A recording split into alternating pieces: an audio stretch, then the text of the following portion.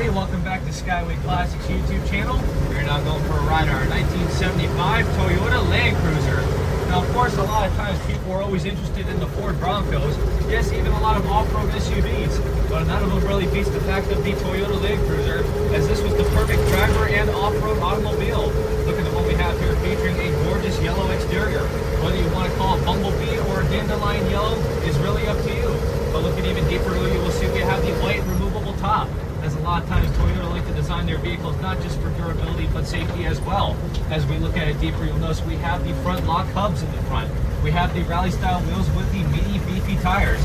Especially for an off-road vehicle like this, you want to have something that's going to handle all terrain. What we're looking at, you will see from the front we have the hood pins, we have the built-in metal bumper, and yes, even the back, a spare tire. You never know where you're going to end up, so it's always good to have an emergency spare with detail. As we move on to the inside, you will see we have a 4-speed manual transmission. Followed by that, we have the off-road gear shift. From the steering wheel, we will notice we have a grand 3-spoke steering wheel. Needle gauges coming from the cluster.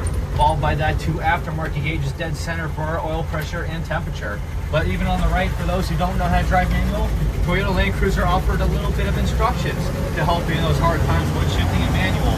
A lot of times, once you got the feel of it, that's how you're used to it. From the finest leather seats, you will see you have the bucket seats, followed by the backside benches. A lot of times with those seats, you can fit about 2 to 4 people in back. Maybe even want to put them dead center if you were going on a fine little road trip. For our door panels, you will see fine leather material as well with creme style windows.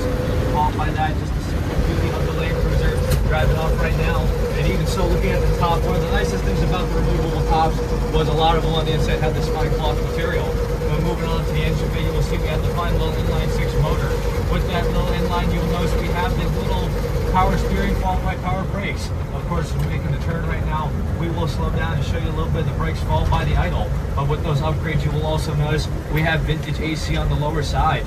One of the greatest things you can ever add to a classic vehicle will always be vintage AC, more reliable and more useful. As for now, though, we are just going to get it safely turned around and up on the lift. So if you have a moment, folks, please stay tuned with us to see the underneath.